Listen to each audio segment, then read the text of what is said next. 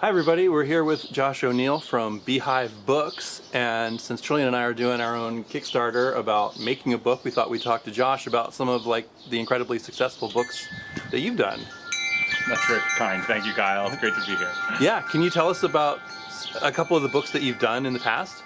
Yeah, so we're a small press publisher. We're based in Philly.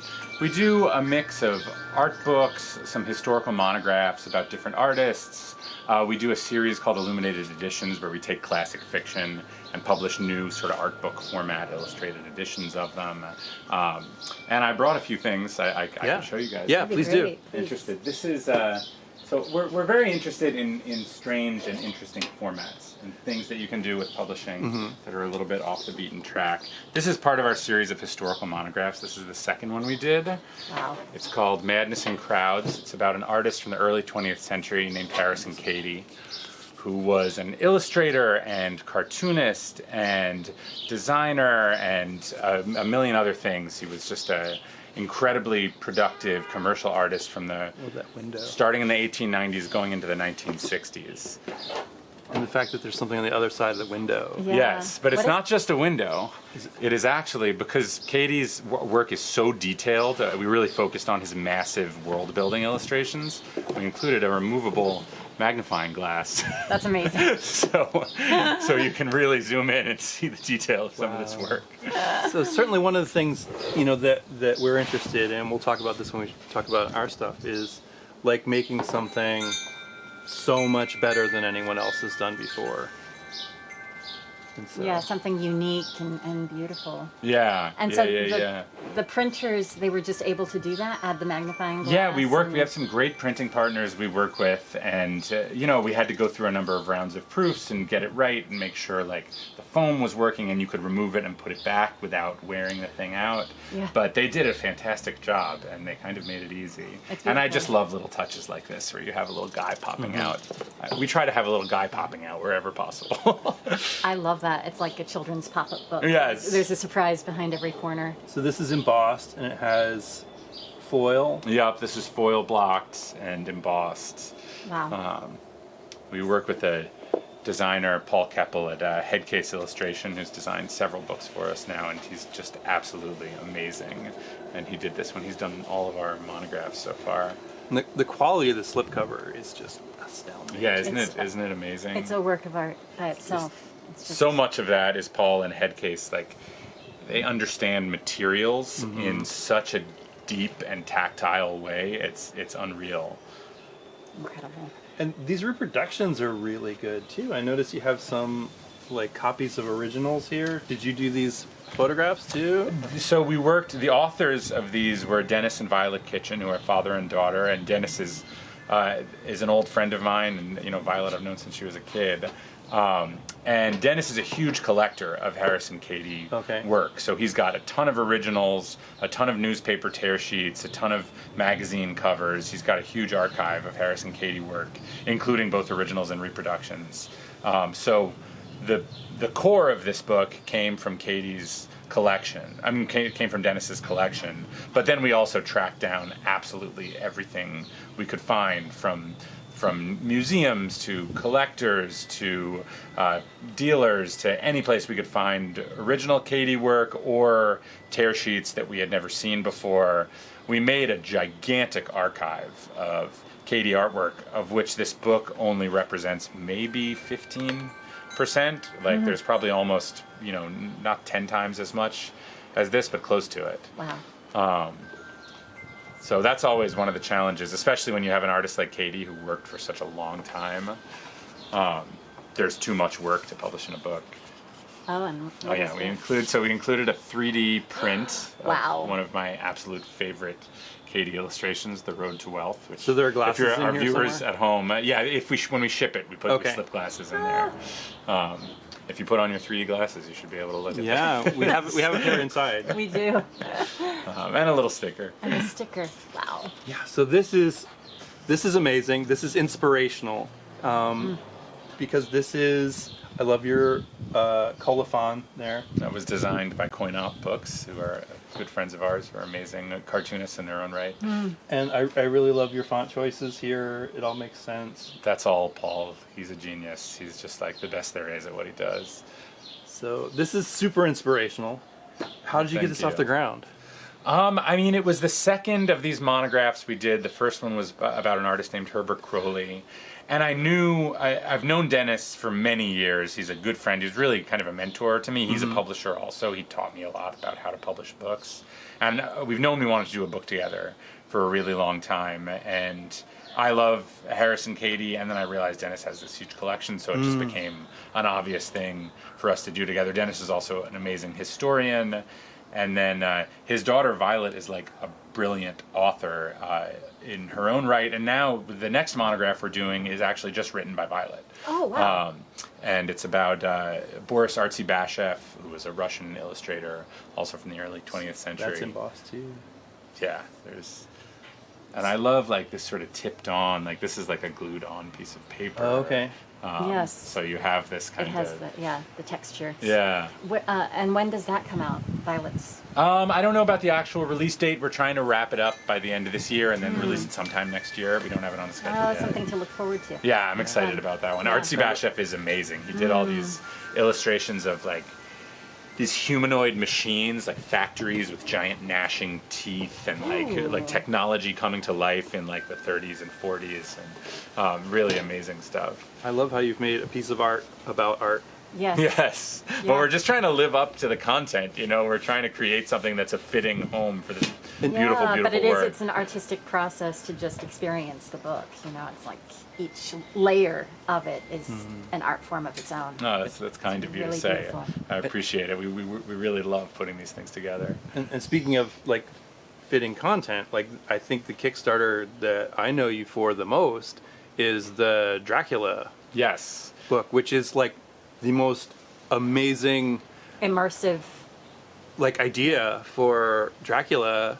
Thank and it was you. an enormous Kickstarter. Yeah, it was, and it's our most ambitious project to date, especially from a design and production standpoint. And that is the reason why it's, I think, 3.5 years beyond deadline at this point. It was supposed to come out a long time ago. It is almost done. We're finishing it this year. And can you tell us about what it is? Yes, so it's a box set. If you've read Dracula before, you know that it is a collection of found materials. It's letters and telegrams and newspaper clippings. Part of it is supposed to be a transcription of an audio recording by a doctor. It has a million different types of found documents that all combine and interweave to tell the story of Dracula. And so our idea, and again, I'm working on this with Headcase So you get this Design. text, like the book is just text. When you buy Dracula. It's a Right. transcription of all these things. Right. Here's the text of a newspaper article. Here's the text of a letter. Here's a telegram. So ours is a briefcase containing all the original documents. So it's all handwritten letters. It includes an actual playable record with all the audio that you can listen to, journals, photographs, train tickets, newspaper clippings. There's over, I think, 75 documents that go into this box, some of which are 600 pages long, and some of which are a tiny scrap of paper.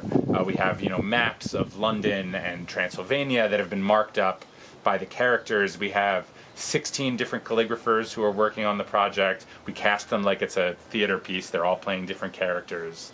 And often we have documents that have the writing of several different characters on them. So it really is a super interesting and very unique way to tell this story, and very in fitting with what Stoker was doing, which was he was really interested in the idea of documentation and reproduction and modernity and new technologies of communication and things like that. That's a lot of what Dracula is about, those things coming into confrontation with these ancient superstitious horrors.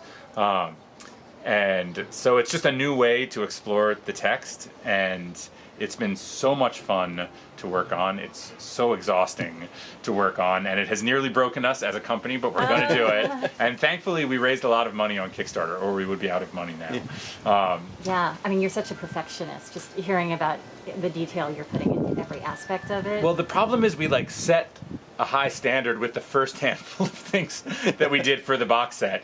So anything that doesn't live up to that standard is going to stick out and be very jarring. And also it feels like Stoker was setting little traps in the text for us, because we keep running up against, I didn't really fully process until I was working on it how many of the documents are not readable by English speakers. There's like the captain's log of the Demeter is written in Russian, Jonathan's journal is written in shorthand, Mina is writing in shorthand, so we had to find people who can write Pitman shorthand, which is something nobody has really used since the 19th century. So we found 2 different calligraphers who can write in Pitman shorthand to play Jonathan and Mina. And then we needed to match them up with other calligraphers who could do longhand, who would match their handwriting style. And everything turns out to be about 50 times more complicated than you realize it's going to be. You start diving into, okay, we need these letters, like, what was the postal system like in like late 19th century London? What were the postal codes? They're not the same as the postal codes now. What were they then? Like, what did stamp cancellation stamps look like? What did the stamps look like? Wow. What were the sizes of the paper? What were, like, you just keep going deeper and deeper, and Right. it becomes kind of a rabbit hole. And we do have a lot of angry customers who are waiting for a thing they spent a lot of money on. They're going to be so thrilled. We're doing everything in our power to deliver on, like, all the money they put in and the time that they've been waiting. I really think it's going to be an amazing production and should be done soon, like, knock on something. So where can people find your stuff? Beehivebooks.com. We're also in bookstores all over the place. We're distributed by Ingram. And yeah, you can also, we have a phone number on our website. You can just call us if you have any questions about anything, or email us at info@beehivebooks.com. Do you want to tell Josh about our project? I'm so excited to hear about your project. It looks amazing. Everything I've seen from it looks incredible. Back to you. Sure. Yeah, it's a multi-part thing. Not quite as involved as your Dracula. God bless you. Nothing should be. But we want it to be beautiful and unique. Yeah. And so we're very inspired by your books and just the detail you put into everything. Well, everything that you guys have posted online from this project is just gorgeous. It looks amazing. Yeah. So I'm excited to hear what you want to do with production and stuff. Yeah, so it started as a photo book inspired by the poetry of this pre-Raphaelite poet who is known primarily as a model muse and the wife of Dante Gabriel Rossetti. Right. And it turns out she had an artistic life, a very rich internal life of her own that we only just discovered and we want the world to know more about. Right. So, our Kickstarter is meant to produce, to have the funds to produce this beautiful art book of the photographs, and also really the first publicly available volume of her poetry. Oh, that's incredible. I did not realize it had never been published publicly before. That's amazing. We do have, this was an edition of her poems. This was published in 1978, and it's a limited edition of only 500 copies. Wow. And they're incredibly expensive. Wow. And Yes. we figured that we should own one. Yeah. So we have this, Oh, that's and it does have her poems in it, but her poems have always been really niche. They were never published during her lifetime. Wow. And this is an academic publication. Right. So yeah, Some of her complete paintings in out here, of print too. now. Oh, it's amazing. Right. So we found her poems in the biography of her husband. Right. And then I was like, oh, let's get a book of, her poems. And there isn't one. There's not one. Yeah. Wild. Yeah. Oh, this is so cool. This is so exciting. Yeah. So Originally, we came up with kind of the bare minimum amount that we needed Right. in order to produce the photo book and have a small volume of her poetry. Right. But very, very simple. But we do have a stretch goal now that we're going to use whatever excess funds we have Right. to really give the volume like a beautiful Victorian binding and Oh, I love frontispiece and just make it as beautiful as humanly possible. So I'll show you our proof copy. So this was our proof copy of The poems. her Oh, poems. it's lovely. I love this chapbook format. Beautiful. Yeah. And once we got enough money that we knew that we could do, this, our goals all became, these are our corrections on here. I love it. So once we knew that we could do this and we had more money, we started to think, well, what can we do better? And like, this is an edition of some of her husband's poems. And one of my goals is that anything that we do for Elizabeth has to be better than anything that was ever published for her I love husband. it. I love this. He was Planting kind a of the flag. worst. Yeah. Right. So this one has some nice end papers. Yeah, he had the ability to publish her poems after she died, and he was like, nah, I don't think so. I'm just Crazy. gonna publish my poems. That's Yeah, crazy. yeah. And has this frontispiece protector, which I like a lot. Yes. Yeah. And it's got the two colors in here, which is super nice. And then I love That's these a beautiful addition. these ornate pieces right here. And just the soft leather binding. Yeah. It just feels so nice and tactile Right. in your hands. So some of the things that we were thinking about doing with hers, and there's a little ribbon in here.